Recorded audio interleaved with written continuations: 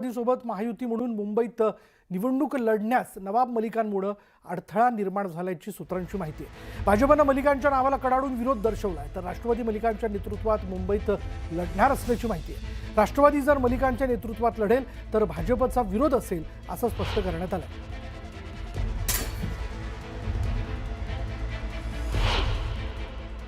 भारतीय जनता पार्टीची ही ठाम भूमिका आहे की जर राष्ट्रवादी काँग्रेस पार्टीचं नेतृत्व हे नवाब मलिकांकडे असेल तर नवाब मलिकांच्या नेतृत्वाखालील राष्ट्रवादी काँग्रेस पार्टीबरोबर आम्ही कोणत्याही प्रकारची युती करणार नाही।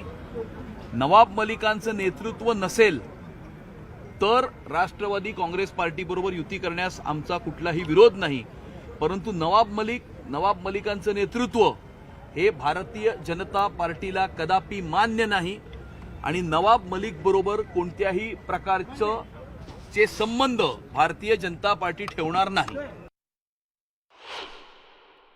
राष्ट्रवादी काँग्रेस पार्टीचा तो निर्णय असेल की मुंबई महानगरपालिकेच्या निवडणुकीचं नेतृत्व त्यांनी कोणाकडे द्यावं।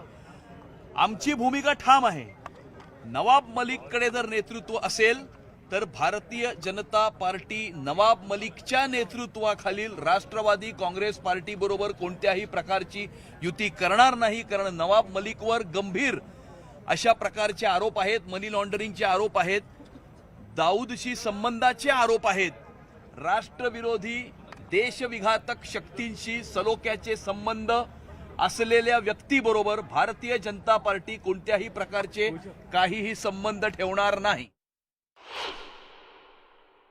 आमचे नेते आशिष शेलार साहेबांनी फार स्पष्ट भूमिका घेतली आहे। नवाब मलिकांच्या नेतृत्वात राष्ट्रवादी जर लढणार असेल तर राष्ट्रवादी बरोबर भारतीय जनता पार्टी कदापि जाणार नाही। ज्या नवाब मलिकांवरती दाऊद बरोबर हसीना पारकर बरोबरचे आरोप आहेत, ज्या आरोपांना आम्हीच स्वतः ज्याच्यावरती आरोप केले होते त्यांच्याबरोबर त्यांच्या नेतृत्वात जाण्याचा प्रश्नच उद्भवत नाही। अजितदादांनी त्यांचं मुंबईचं नेतृत्व बदललं तर निश्चितपणे आम्ही त्यांच्याबरोबर जाऊ। नवाब मलिकांजवळ घेतलं तर राष्ट्रवादी युतीतनं बाहेर असेल मुंबईसाठी आम्ही बरोबर जाणार नाही, भाजप जाणार नाही। बाकी राष्ट्रवादींनी काय करावं हा त्यांचा वैयक्तिक प्रश्न आहे, परंतु नवाब मलिकांच्या नेतृत्वात जर राष्ट्रवादी लढली तर राष्ट्रवादी बरोबर न जाण्याचा निर्णय भारतीय जनता पार्टी करेल असं आशिष शेलारांनी म्हटलं।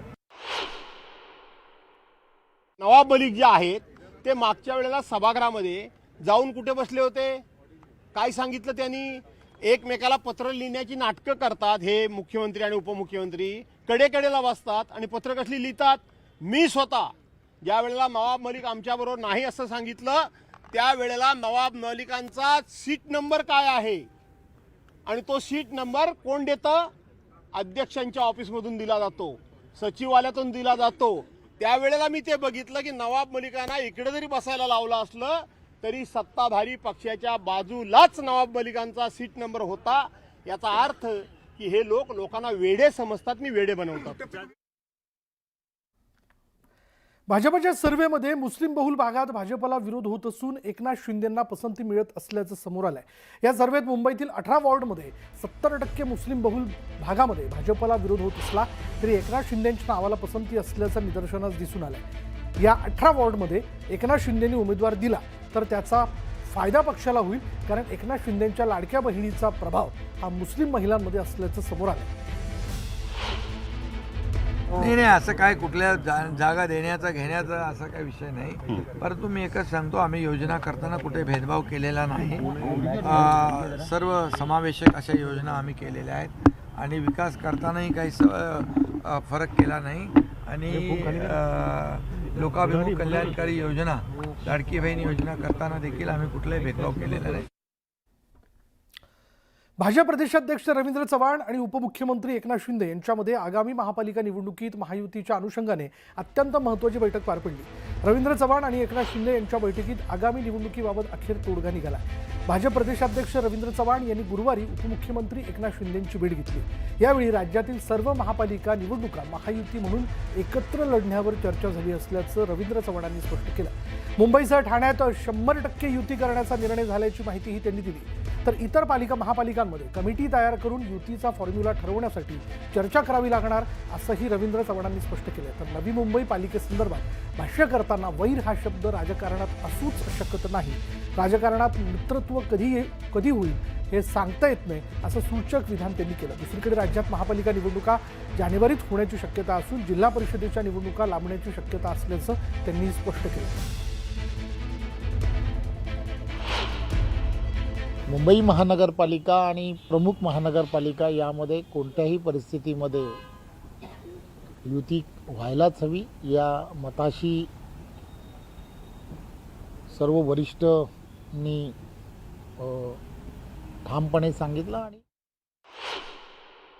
काल देखील रवींद्र चव्हाण भाजपचे प्रदेशाध्यक्ष आणि माझी देखील चर्चा झाली. या चर्चेमध्ये देखील महायुती लढण्याचा निर्णय झाला आणि त्याप्रमाणे बोलणी देखील सुरू झालेली आहेत. सर्व स्थानिक स्वराज्य संस्था किंवा महानगरपालिकेमध्ये ज्या 4, 5, 6 किंवा अशा जेवढ्या शक्य आहेत प्रमुख पदाधिकारी जेवढे आहेत त्या प्रमुख पदाधिकाऱ्यांच्या कमिट्या तयार करणं आणि त्या कमिट्या तयार करून त्या संदर्भामध्ये ज्या चाचपणी करायला हवी किंवा कशा पद्धतीने पुढे जावं, सकारात्मक कसं पुढे जावं या सगळ्या गोष्टीचा विचार हा करण्याच्या दृष्टिकोनातून आता सुरुवात करायला ठरवलं आहे. स्थानिक पातळीवर देखील स्थानिक ज्या कमिटी आहेत आमच्या पदाधिकाऱ्यांच्या त्या एकमेकांच्या बरोबर चर्चा करतील आणि जिथं कुठं अडचण येईल त्या ठिकाणी वरिष्ठ त्याच्यामध्ये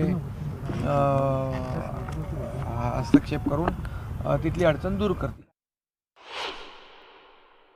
तो मुंबई असेल किंवा ठाणा असेल अशा ज्या प्रमुख महानगरपालिका आहेत त्या महानगरपालिकेमध्ये वरिष्ठ लेवलवरती 100% युती करण्याच्या संदर्भातला निर्णय हा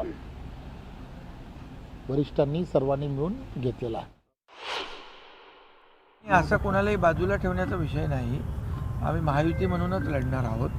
त्यामुळे ही आता चर्चा सुरू झालेली आहे स्थानिक पातळीवर देखील आणि आमच्या वरिष्ठ पातळीवर देखील. त्यामुळे महायुतीच निवडणूक मजबूतीने लढेल. रवींद्र चव्हाण साहेबांनी कालचं जे त्यांचं स्टेटमेंट आहे ते महायुतीच्या दृष्टीनं अत्यंत महत्वाचं आहे. प्रत्येक महानगरपालिका त्यामध्ये मुंबई आली, ठाणे पण आली, ही महायुती आम्ही म्हणून एकत्र लढणार आहोत. किंवा काल आमची राष्ट्रवादी काँग्रेस पक्षाची जी बैठक संपन्न झाली त्यामध्ये सुद्धा आगामी सर्व निवडणुका महायुती म्हणून एकत्र लढण्याचाच निर्णय घेतला गेलेला आहे. पण जर कुठं असं वाटलं की स्थानिक ठिकाणी काही वेगळी युती करायची तर तो सर्वस्वी अधिकार त्या महानगरपालिकेतील तिथल्या पक्षाच्या वरिष्ठांना राहणार, म्हणजे जिल्ह्याच्या. 20 दिवसाचा वेळ घेतला मतमोजणीसाठी आणि उद्या ईव्हीएम मध्ये घोळ करतील आणि निवडणुका जिंकतील. अरे इमानदारी निवडणुका जिंका. जर तुम्ही युती करा, तुमची महायुती होऊ देत, पण बॅलेटवर निवडणुका घ्या. तुमची जागा कुठे आहे लोक दाखवतील. त्यांची युती हो अगर न हो, पण मी एवढंच सांगतो, मी जे बघितलं तेवढं सांगतो की एकनाथराव शिंदेची भाजपाला गरज कुठे आहे? तिथं ते भाजपावाले एकनाथराव शिंदेबरोबर युती करतायत. सरसकट युती झालेली नाही. नुकत्याच झालेल्या विधान परिषद आणि नगरपालिकेच्या निवडणुकीमध्ये विदर्भातला अहवाल घ्या. या अहवालामध्ये तुम्हाला स्पष्ट दिसेल की विदर्भामध्ये भारतीय जनता पार्टीची ताकद असल्यामुळे त्यांनी एकनाथ शिंदेना सर्रास कुठेही जवळ घेतलेलं नाही. मुंबई महानगरपालिकेच्या कचरा घोटाळा प्रकरणावरनं महाराष्ट्र नवनिर्माण सेना आक्रमक झाल्याचं चित्र पाहायला मिळतं. या कचरा घोटाळ्याविरोधात मनसेने आज महापालिकेचे आयुक्त भूषण गगराणी यांच्या समोरच गोंधळ घातल्याचं पाहायला मिळालं. मनसे नेते संदीप देशपांडे यांनी पत्रकार परिषद घेऊन महापालिकेत कचरा घोटाळा होत असल्याची माहिती समोर आणली. यानंतर आज मनसेचे कार्यकर्ते आक्रमक झाल्याचं पाहायला मिळालं.